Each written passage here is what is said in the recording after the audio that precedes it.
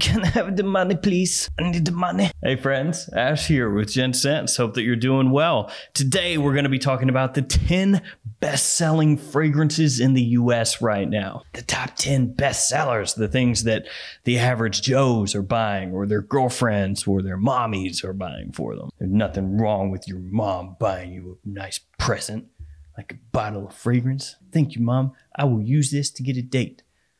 Maybe. There's a lot of stuff on here that you would expect, maybe some stuff that you wouldn't expect though. So let's jump into it. Let's check out these best sellers.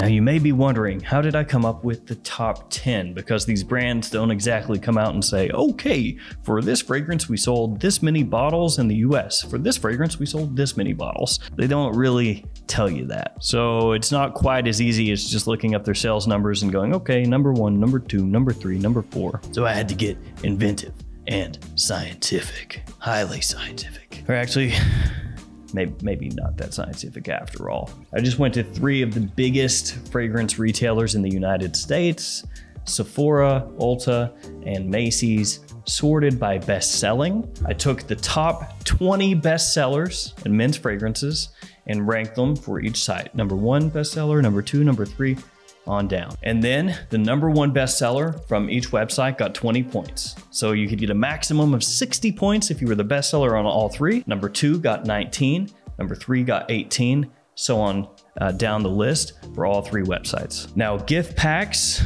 did not count, and also repeats did not count. So for example, if Sauvage Eau de Toilette was number 1, and Sauvage Eau de Parfum was number 3, I didn't put Sauvage, here and then also there and also the Parfum, because then at that point, this top 10 list would legitimately just be 50% or more, just 2 fragrance lines, basically. All right, we finally explained it. Let's jump into it. Number 10 best-selling fragrance is Gucci Guilty. Yes, Gucci Guilty, the fragrance that so many of you out there love to hate. But it smells so fresh and clean and easy to wear. And it is. It's a big compliment puller. People love this stuff. It's got lavender, lemon, cedar, and patchouli as some of the notes in the scent, along with a little bit of orange blossom, giving it a white floral touch. Despite how much the fragrance community loves to dunk on this one, it has been a bestseller ever since it came out, and it still is today. Coming in at number 10, above a lot of fragrances that you would probably think would sell more than this one. So just keep that in mind as we work through this list. Maybe some fragrances that you thought would be on here that aren't. Yeah, those are below this. Really though, as much hate as this one gets, I think it's very, very pleasant. This stuff is so easy to wear, office safe, spring, summer, early fall. This thing, you can pretty much wear it anywhere. Everybody's gonna like it. Maybe not the most original thing on earth, but it is what it is. And you know what should be one of the best-selling fragrances in the USA, but isn't? My new fragrance, Jet Black Enigma. Did this in collaboration with Michael Malone London. I have a link in the description to the fragrance. You can use the code GENTSCENTS, and you'll save yourself 20% off. And that'll make this right at about $88. This thing smells amazing in the cold weather, lasts forever. It's got a ton of notes in there: labdanum, vanilla, saffron, cardamom, cinnamon bark, tonka, vetiver root, little bit of oud. I've got a video on my channel. You can just search Jet Black Enigma. It should pull this thing up, where you can learn more information on the scent, or just check it out at the link. This thing is amazing, but it's not in Macy's, so I guess it can't be a top seller in the whole United States, so woe is me. Nah, I'm just playing with you. Now, one thing I guess I should touch on really quickly, I didn't use Nordstrom. I was going to, but Nordstrom doesn't have it where you can sort by bestsellers. Nordstrom. All right, number 9, Ralph's Club from Ralph Lauren. Lavender, cedar, vetiver, and clary sage. Probably not a huge surprise to see this one in here because it is a new release, which means a lot of people are going to be shopping for this to add it to their collection. People that already have a lot of the scents that I'm going to be talking about here today. And also, this one is almost like Ralph Lauren's answer to the Yves Saint Laurent Y line, because it's done in a somewhat similar fashion. Now, this is through and through a blue fragrance. Even though the bottle itself is not blue, this fits the blue fragrance mold, and in sense of just ultimate versatility, ultimate mass appeal. It's made to be worn anywhere, anytime, and to pull unsolicited compliments. That's what this thing does. So it's another fragrance that a lot of people out there that are hardcore collectors, they're not gonna really like it because they're gonna say, oh, it's generic, but your average everyday person is gonna smell it and be like, oh, it smells so good. And for me, Ralph's Club actually smells super nice. And believe it or not, I've spoken to professional perfumers. I'm talking big wigs that have done fragrances that you know, like big fragrances from competing flavoring houses that have smelled that, and they've told me they think it smells awesome. So to me, I thought that was kind of interesting. Yeah, so some of you just now were like, oh, that's kind of cool. And other people were like, what are you talking about? That doesn't make sense. Flavoring houses? What? Just real quick Cliff's notes. That's pretty much just where perfumers work, like under, so like Firmenich, bloop, perfumers, Givaudan, bloop, perfumers. Okay, moving on. Number 8, this one's a classic. It has been a bestseller for a long time, and it still is. Armani Code. Now with this fragrance, you might be thinking, yeah, which Armani Code though? Because there are a whole lot of them. And like I said, I didn't, say, okay, Armani. If Code Absolute is here and Code Profumo is here and Code is here, then you get 3 entries in the top 10. Like I said, I'm keeping it to 1 entry per line. But that being said, it was the original. The original Armani Code, pretty much everywhere I looked, is outselling the flankers. And to an extent, I think that really shows that for a lot of people, like a whole bunch of people, when they find a fragrance that works for them, they just stick to it, man. So if somebody out there, they sprayed on Armani Code years ago and they said, I like this Armani Code, then they just keep going back to it. Their bottle runs out, they just go buy another one. They might see that new Code Absolute or that new Code Profumo and be like, huh, interesting. I'll just take the original, thanks. This one has leather, tonka, tobacco, star anise, a little bit of citrus in there as well. This one, ever since it came out, has been a big time night out fragrance, date night fragrance, even clubbing fragrance, just evening fragrance in general, we'll say. And I think it pretty much is gonna stay that forever until it's discontinued. But as long as this thing is selling well enough that it's in the top 10 of pretty much every website, every retailer for fragrances, I don't think it's in any danger of getting axed. So Armani Code, number 8. Number 7, we've got another new one, Phantom from Paco Rabanne. This one has vanilla, lavender, a lemon zest, and vetiver as some of the notes in the scent. There's a lot to say about this fragrance. I mean, starting off with the bottle, it's a robot, and the name of the fragrance is Phantom, which last time I checked is not a robot, but it's like a ghost. But that's what we got here. And then you've got the commercials where it's like a bunch of aliens and stuff, and they're hanging out. I don't know, it's got something to do with fragrance, hooking up with aliens maybe, because they think you smell so good. It's really sweet, okay? The lavender in here is sweet. The vanilla in here is sweet. Really youthful. The first time I tried this, really not a big fan. I mean, as time has gone on, I dislike it less now than originally, but still, it's not really my style, not really my cup of tea. But I think that bottle is really helping sales because you can't miss it. You go into a store and you've got stuff like Code looking classy, lame, and then you've got a cool robot where you blast the fragrance out of its eye holes, and it's got a little Wi-Fi signal. You can tap your phone to it. Wow, super cool. For real though, if you're a younger guy and you're looking for something really sweet, and attention grabbing, you could check that one out because it'll do that for you for sure. It'll get people's attention, I mean, usually positively. And interestingly enough, I'll go ahead and throw a spoiler out there. That's the only Paco Rabanne on this list. 1 million outsold by all these. Number 6, Prada Luna Rossa Ocean. Bergamot, lavender, iris, and musk. This is a Prada blue fragrance through and through. This thing is going to compete with the Y line, the Bleu de Chanel's, the Dior Sauvages. And this one has grown on me a bunch, whereas Phantom grew on me a little bit, so I went from hating it to just kind of like, ugh, maybe I can tolerate it.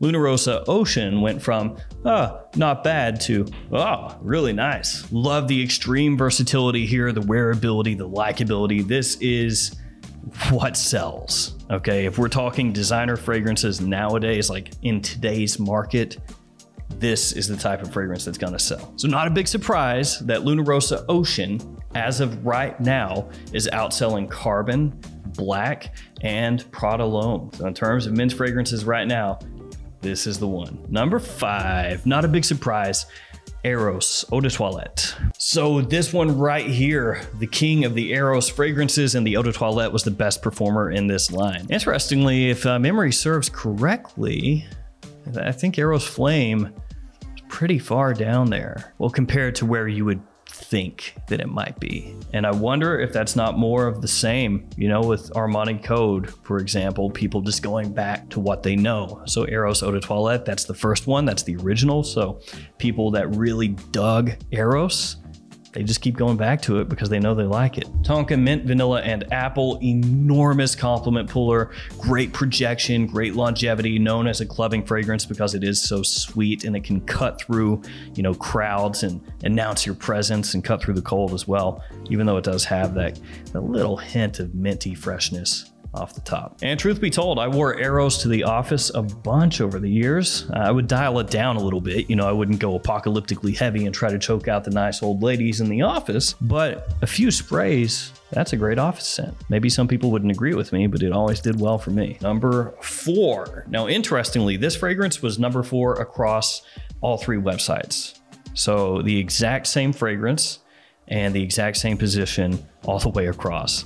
And it's Y Eau de Parfum. And it always was Y Eau de Parfum. So this is the best-selling fragrance in the line, and it just barely missed out on the top 3. You would think once it would have cracked into that top 3. Never did. Apple, Ginger, Tonka, and Sage. This thing is a stunner. I mean, it really is. I know some people, you know, they'll hate on it because it's a, you know, it's a Y fragrance. It's made to be liked by just average people, but I think it smells great. I love the apple and ginger in the opening here. That combination just grabs your attention right away. It's got a nice little bit of sophistication to it, that slight aromatic edge from the sage. Then of course, Tonka and amber woods as the thing dries down gives it a modern, warm, slightly sweet feeling. Y Eau de Parfum, you can use this anywhere, anytime. I think pretty much any age can pull this off as well. Amazing fragrance, deserves its spot. Top 3. Now think to yourselves, what do you think the top 3 are? And I'll tell you, it's not hard to guess. All right, done guessing? Good. All right, number 3, Acqua di Gio, the original. Yep, once again, the original outselling all the other flankers. Now, I've talked about this fragrance a lot. This thing was my signature scent for years when I was younger. I can't tell you how many of these 50 ml bottles I went through. Just too many, okay? Because when I would wear this, it would be like, you know, 12, 13 sprays minimum, because I needed to make sure people would notice me, because I really needed compliments to fill the hole in my heart. Please compliment my fragrance. Seriously though, when I was younger, this stuff was everywhere and people went crazy over it. It was legitimately the most insane time for me as a fragrance wearer, being really young and having this fragrance that was still blowing up. It's like every single person you came into contact with was like, what are you wearing? Only not in that kind of creepy way. But that's what they said. And it's the same as these other fragrances I've talked about. So many people have worn that for so long and they don't want to change. They just keep going back to what they know. Number 2, it is from Chanel. It is Bleu de Chanel. And the Eau de Parfum, that was the best selling of the Bleu de Chanel line. Now, like I mentioned at the beginning of the video, had I included each fragrance in the line as its own spot, then you would have had Bleu de Chanel Eau de Parfum on here. You would have had the Eau de Toilette and possibly also the Parfum. For sure though, 100%, you would have had the Eau de Parfum and the Eau de Toilette. This has incense, amber, ginger, citrus, and cedar, some of the notes in the fragrance. Bleu de Chanel to me is a modern masterpiece through and through. Modern classic. I absolutely love the way how Bleu de Chanel is balanced. So it doesn't lean too far onto the sweet side of things. It doesn't bash you over the head with too much ambroxan or too much of an amber woody feeling. It's kind of right down the middle. You've got that ginger, that citrus, giving you this nice zingy opening that's, you know, so attention grabbing and pleasing. Then as it dries down, you get little puffs of smoke from the incense, warmth from the amber, and a nice woodsy base giving it depth. It smells amazing. I love Bleu de Chanel. And if we're talking about more formal situations for the blue fragrances, the big trifecta of blue fragrances, why Bleu de Chanel and of course Dior Sauvage, I think Bleu de Chanel is the one that for me would be the easiest to wear formally. All right, that takes us to the #1 best-selling fragrance in the US as of this video. No big surprise. Dior Sauvage, the Eau de Toilette. That was the best performer in the line. It ranked ahead of the Eau de Parfum on the sites that I saw. Now I should mention that it was really close between Bleu de Chanel Eau de Parfum and Sauvage Eau de Toilette. On 2 of the websites, again, as of when I'm filming anyway, Sauvage was the #1 bestseller, but on another website, Bleu de Chanel was the #1 bestseller. And on the sites where this was #1, Bleu de Chanel was #2. And on the site where Bleu de Chanel was #1, this was #2. So it's like that, just neck and neck. Now, of course, this one has bergamot, lavender, pepper, and ambroxan as some of the notes in the scent. It's got a metallic feel to it, really big, bold opening, just projects heavily, makes itself known, and it stays pretty heavy the rest of the way through. At least as far as the performance goes, is what I'm trying to say. It just projects forever, it lasts forever. Don't have to go too heavy with the spray to be noticed, but if you do go heavy,